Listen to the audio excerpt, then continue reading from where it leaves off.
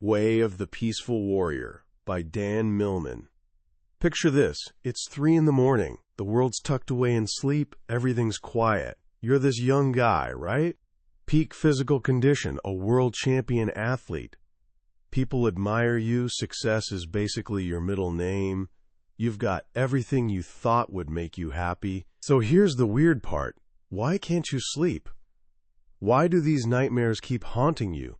This dark, hooded figure, like death itself, is whispering your name. This is where Dan Millman's story kicks off. Something's gnawing at him from the inside, so he leaves his bed and wanders the empty streets, until this fluorescent glow from an all-night gas station catches his eye. He's just looking for a snack, maybe something to quiet his mind. But what he finds instead? This old man, just sitting there in the shadows, with white hair that practically glows and eyes that look like they've seen every secret the universe has to offer. Dan's completely thrown off. This man, wait, he's the other guy from his dream, the one who actually laughed at death. They have this bizarre conversation, full of riddles, and this kind of teasing laughter that pokes holes in everything Dan thinks his life is about. Frustrated and a bit freaked out, Dan decides to leave. He walks maybe 20 steps, glances back over his shoulder, and the old man has vanished. The chair's still there, leaning against the wall like nothing happened. But the man? He's standing on the roof of the gas station now, arms crossed, staring up at the stars. Impossible, right? No ladder, no sound, not enough time.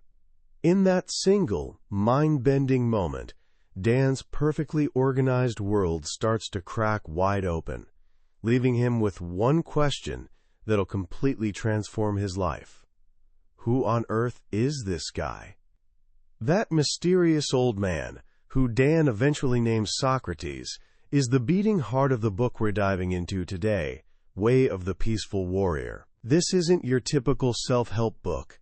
It's become this quiet legend that's been passed between people for decades, selling millions of copies, not because of some flashy marketing campaign, but because it taps into this deep hunger we all share. It's Dan Millman's semi-autobiographical novel, based on these extraordinary events that started for him on that strange night. What if the secret to living powerfully and joyfully isn't about crushing your goals, but about how you experience each moment along the way? What if your biggest battles aren't happening out in the world, but right inside your own head? And here's the really wild part. What if you could learn to be genuinely happy right now for absolutely no reason at all? That's what this journey promises. Stick with me, and you'll discover the wisdom of this guy who worked at a gas station but somehow understood the universe. You'll learn what separates a fool who just reacts to life from a warrior who truly acts. And by the end, you might just find the key to unlocking your own inner peaceful warrior. Our story opens with young Dan Millman, who looks like he's winning at life from every angle. He's studying at UC Berkeley in the 1960s. But more than that, he's a world-class gymnast. Championships, international travel, trophies practically spilling out of his room. He's talented, recognized, successful. Life looks like one victory after another. But underneath all that shine, something's off. This unspoken sadness starts creeping in, this feeling that even with all these achievements, something crucial is missing. It shows up in his dreams, where he's being stalked by this terrifying figure of death. Night after night, he jolts awake, sweating, heart racing. It's like he's been asleep his whole life, just dreaming he was awake. On one of these sleepless nights, at exactly 3:20 in the morning, he stumbles into that all-night gas station, and boom, his life changes forever. The old man he meets is this complete mystery. He's the guy from Dan's dreams, the one who faced death and just laughed about it. Dan, acting on pure impulse, calls him Socrates, and somehow the name just fits. This first meeting is total chaos. Socrates talks in riddles, making fun of how seriously Dan takes his problem-filled life. He seems to see straight through all of Dan's carefully constructed image. And then comes that impossible moment, the leap to the roof. It breaks every rule of physics. Dan's logical mind goes into overdrive, searching for explanations. A secret twin? Hidden ladder? Some kind of trick? But Socrates just laughs at his desperate attempts to make it all make sense. That's actually the first lesson, though Dan doesn't realize it yet. Socrates is showing him how limited his thinking really is. Dan believes he knows things, but Socrates challenges everything. The world's a puzzle, he says. No need to make sense out of it. Pulled by this mix of irritation and intense curiosity, Dan keeps returning to that gas station. He's a world champion in his own arena, but here, he's just a student, a complete beginner. Socrates starts dismantling Dan's reality, piece by piece. He demonstrates what Dan's mind is like with this simple but powerful image. While filling a car's gas tank, he just lets it overflow, gasoline flooding everywhere. He turns to Dan and says, "Like this gas tank, you're overflowing with preconceptions, stuffed with useless knowledge. Before you can actually learn anything, you'll need to empty your tank first." Socrates tells him that real wisdom doesn't come from books or experts, but from inside yourself. The secrets of the universe, he explains, are imprinted right on the cells of your body. He calls this body wisdom, this deep, intuitive knowing that goes way beyond intellectual understanding. He draws a line between understanding, which is just this flat mental concept, and realization, which is this three-dimensional experience involving your head, heart, and body all at once. It's the difference between reading about driving a car and actually feeling what it's like behind the wheel for the first time. The lessons are often baffling and completely unconventional. One night, to demonstrate body wisdom, Socrates leads Dan into this dark back room, building up all this suspense, only to flip on the lights and reveal they're in a bathroom where he proceeds to use the toilet. "Ah," he says with satisfaction, "now this is body wisdom." His laughter bounces off the walls as Dan storms out, totally frustrated. Through all these strange encounters, Socrates is trying to show Dan one fundamental truth. His mind is his real problem. If you don't get what you want, you suffer. Socrates explains, if you get what you don't want, you suffer. And here's the kicker. Even when you get exactly what you want, you still suffer because you can't hold on to it forever. The real prison isn't out in the world. It's this chaotic parade of regrets, anxieties, and fantasies that Dan mistakes for his mind. His gymnastics, his social life, they aren't real joy, just addictions he uses to distract himself from all that inner noise. Socrates' goal is to give Dan the greatest gift imaginable, disillusionment, freedom from his illusions. To do this, Socrates uses these things he calls journeys. He places his hands on Dan's temples, and suddenly, reality completely shifts. In one journey, Dan finds himself perched high in the rafters of a gymnastics stadium, watching an international competition. He's given these binoculars that let him actually hear everyone's thoughts below. He learns this profound secret. The best performers have the quietest minds during their moment of action, complete silence. The audience's minds, though, they're these chaotic storms of worries, fantasies, and distractions. For the first time, Dan understands why he loves gymnastics. It gives him these few precious moments of silence from his own noisy mind. In another, even more intense journey, Dan becomes the wind itself, sweeping across the entire planet. He experiences every human life, every moment of joy, every cry of pain. He sees that everyone, everywhere, is trapped in this same search, hunting for security, for purpose, for happiness that's always just around the next corner. And he sees that the source of all this suffering is the human mind. But the most jarring journey is this thing Socrates calls a little surprise. Dan falls asleep and lives out an entire possible future in a single, hyper-realistic dream. He marries his college girlfriend Susie, makes the Olympic team but doesn't perform like he'd hoped, and slides into this life selling insurance. His marriage crumbles, he grows distant from his son, and he ends up old, lonely, packed full of regret, wondering where his life disappeared to. He dies with this terrible fear that he missed something vital. Dan wakes up back in his college apartment, young and healthy, trembling with relief. Socrates explains that this dream was the actual future he was headed for if they'd never met. It's this stark warning: change now, or this becomes your reality. The training gets more intense. Dan meets Joy, this mysterious and playful young woman, who seems to be another one of Socrates' students. She's a woman warrior, and Dan falls for her immediately. During a picnic, this sudden rainstorm ruins their plans. Dan gets upset and angry, but Socrates and Joy?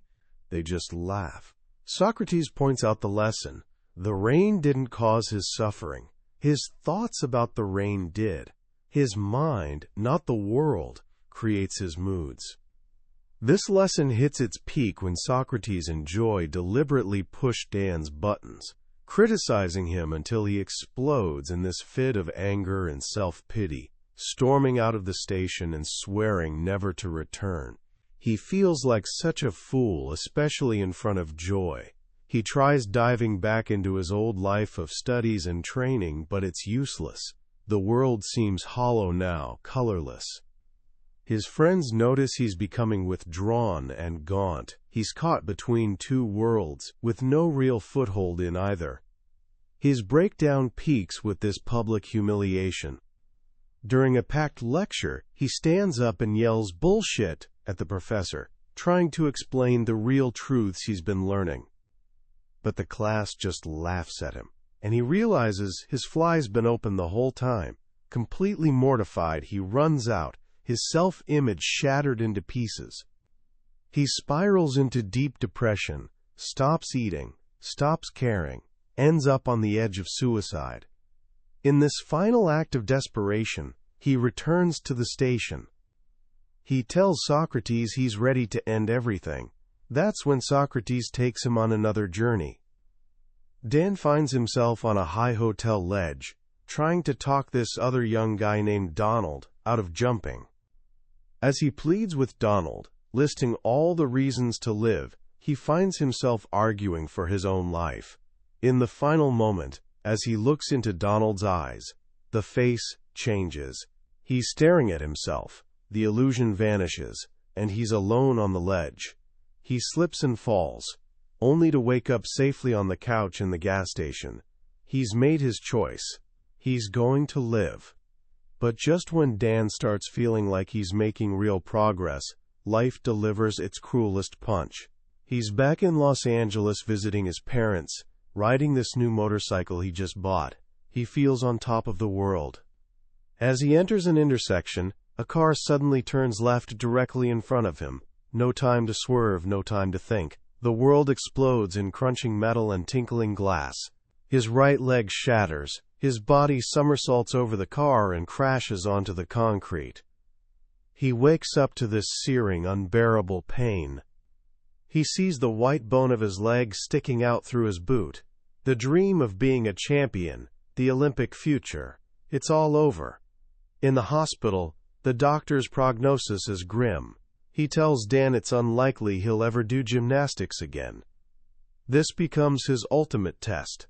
Lying broken in that hospital bed, Dan gets a visit from Joy. She tells him this story from Socrates, this parable that becomes a cornerstone of his new understanding. It's about a farmer whose only horse runs away. His neighbors say, "What terrible luck." The farmer just replies, "Good luck, bad luck, who knows?" A week later, the horse comes back, leading 5 wild mares with it. "What amazing luck!" the neighbors exclaim. Again, the farmer says, "Who knows?" The next day, his son falls trying to tame one of the mares and breaks his leg. "What terrible luck!" they say. Soon after, the army comes to draft all the young men for war, but the son gets passed over because of his broken leg. "Good luck? Bad luck?" Joy tells him, "There are no accidents, Danny. Everything's a lesson. Trust your life." Pain, she explains, can actually be used. It purifies both mind and body. This accident isn't the end of his training. It is his training. Humbled and broken, Dan starts this long, painful healing process. He loses 30 pounds. His leg looks like a stick. He throws himself into rehabilitation with a warrior's discipline. On the beaches of Santa Monica, he trains his upper body until he looks carved from marble. He forces his leg to work, always pushing right to the edge of pain. The accident that destroyed his body becomes the fire that forges his spirit. After months of grueling recovery, he returns to Berkeley, leaning on a cane. He goes back to the station, back to Socrates. He's no longer this arrogant young champion. He's a fool with spirit, and that, Socrates says, makes all the difference. It's now that Socrates tells him about the gate, this hidden realm of the warrior that exists inside him, which he has to find on his own. The training becomes even more demanding. Socrates initiates this, quote, complete overhaul, rewiring all of Dan's old habits. This means a strict diet, celibacy, and these frustrating exercises in breathing, posture, and attention. Socrates is relentless, criticizing every tiny mistake, pushing Dan to his breaking point over and over. A warrior isn't about perfection or victory, he says. It's about absolute vulnerability. Dan's will gets tested when he meets Valerie, the beautiful nurse from the hospital. She represents every temptation he's been asked to give up, and for one night he caves, breaking every single one of his disciplines. He confesses to Socrates, bracing for anger, but Socrates simply asks, "Was that really your best?" He sends Dan away for a month, telling him to come back only when he's reclaimed his will. This failure becomes Dan's turning point. He recommits with this new intensity, choosing his training over temptation. He realizes he's no longer a slave to his random impulses. The training escalates. Dan learns martial arts, meditation, how to feel the subtle energies in his own body. He learns to enter this state called satori, this moment of pure presence, where you forget yourself and become one with the action. This, Socrates explains, is that feeling he's been chasing in gymnastics. The goal is making satori an everyday reality. One afternoon in the gym, Dan decides to test his recovery. In front of his shocked coach and teammates, he performs a complete routine on the floor exercise, then the rings, then every other event. He's not just recovered. He's better, stronger, more focused than ever. The impossible has happened. His comeback peaks at the national championships. The final event, the high bar, will decide the winner. To win, Dan needs a near-perfect score, higher than he's ever achieved. As he steps up to the bar, his mind clears. The roaring crowd fades away. There's no past, no future, just the bar, the movement, and this moment of truth. He performs the routine of his life, this flawless sequence of motion, and sticks the landing perfectly. The gym erupts. He's won. They're champions. But in the aftermath of this ultimate victory, this profound emptiness sets in. He's achieved the goal that drove him his entire life, and he's no happier for it. He finally sees the illusion he's been chasing. Happiness through victory. It's all been a dream. He returns to Socrates, disillusioned and lost. Socrates laughs. "You're right on schedule," he says. "Now it's time to lose your mind and come to your senses once again." He sends Dan on a journey back to his infancy, to a time before words and concepts existed, when everything was experienced directly, brightly, alive. The birth of the mind, Socrates explains, is the death of the senses. The final goal is returning to this state of pure perception, becoming like a little child again. The training now turns inward, toward the final search for the gate. Dan leaves his life behind and heads into the Sierra Nevada mountains, to a place Socrates once mentioned. He feels he'll either find his answer here or die. High in the wilderness, Socrates appears to him one last time. Dan confesses his failure. "I have nothing to bring you," he says. "Life has broken my heart." "Yes," Socrates replies, absolutely jubilant. "Your heart's been broken open to reveal the gate, shining within. It's the only place you haven't looked." Socrates leads him to this sacred burial ground, into a deep, dark cave. As a thunderstorm rages outside, Socrates warns him, "There's not much time left. Eternity's not far away." He grabs Dan by the neck and crushes his skull.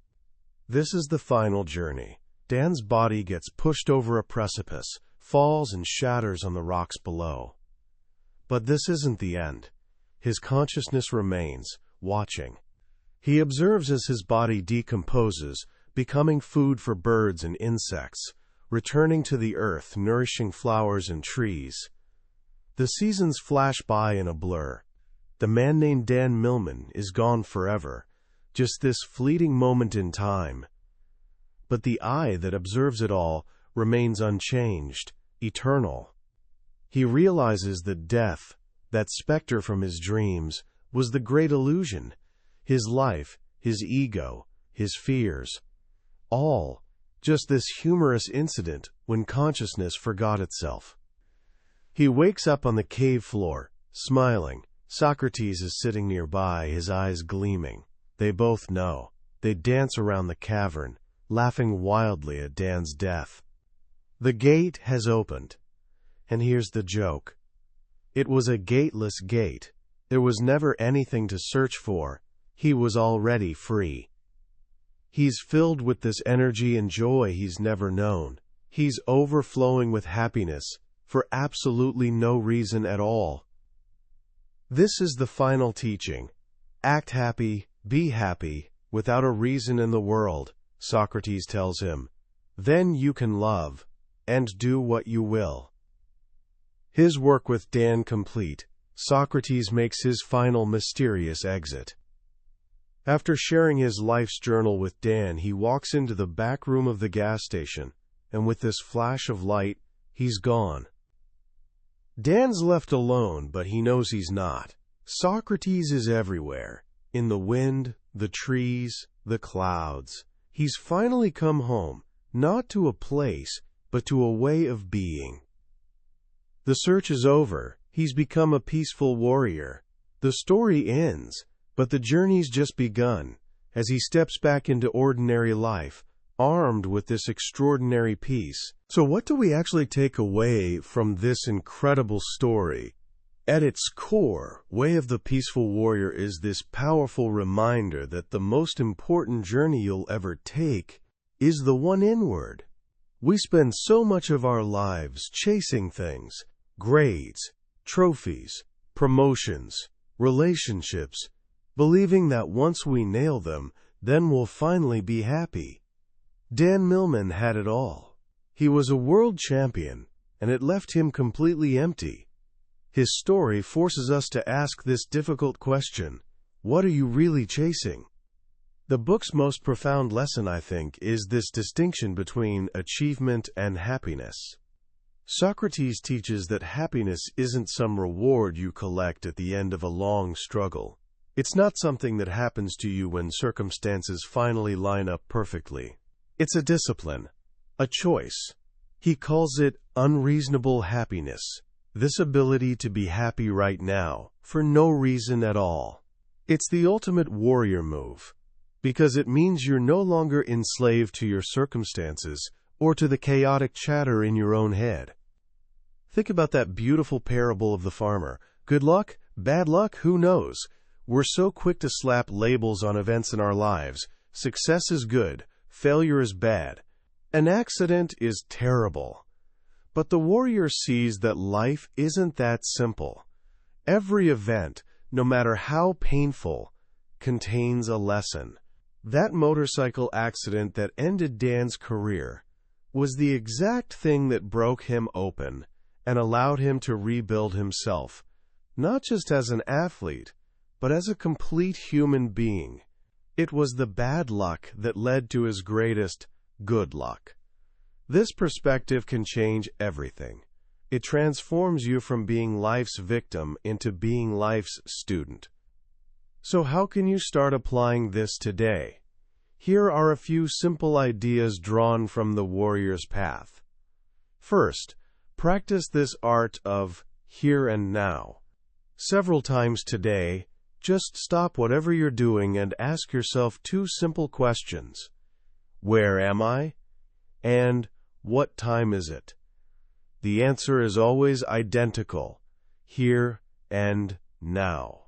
This simple exercise works like an anchor. It yanks your attention out of the past where guilt and regret hang out, and out of the future where anxiety and fear live, and plants you firmly in the only moment that's ever actually real: the present. This is where your power lives. Second, start observing your mind without obeying it. Socrates described the mind as a wild horse. You don't need to kill the horse, but you do need to learn how to ride it. For just one day, try watching your thoughts like they're clouds passing in the sky. Notice them, but don't cling to them. You are not your thoughts. You're the one who's aware of them. Creating that small space of awareness is where true freedom begins. And finally, look for the gift hiding in your struggles. The next time you face a challenge, a disappointment, or something you'd label as bad, ask yourself, what can I learn from this? How can I use this? A warrior doesn't go looking for pain, but when it shows up, he uses it. This completely shifts your relationship with hardship. It's no longer something to run from, but something to transform. That was our journey through Way of the Peaceful Warrior by Dan Millman. We've explored the main path of the story today, but I need to be honest with you. A summary can only ever be a map. It can't replace the actual experience of walking the trail yourself. The real magic of this book happens in those quiet moments, when one of Socrates' riddles, or a simple story, suddenly clicks into place in a way you didn't expect. This summary is meant to give you a sense of the terrain and help you decide if this path is one you want to explore. If anything we've talked about today has stirred something inside you, I really encourage you to pick up a copy. Reading it isn't just about collecting new ideas. It's an experience that can genuinely change how you see your life, moment by ordinary moment. And if you found this summary valuable, please take a moment to hit that like button and subscribe to the channel. That way, you won't miss our next exploration into another life-changing book. Let's keep walking this path of growth together.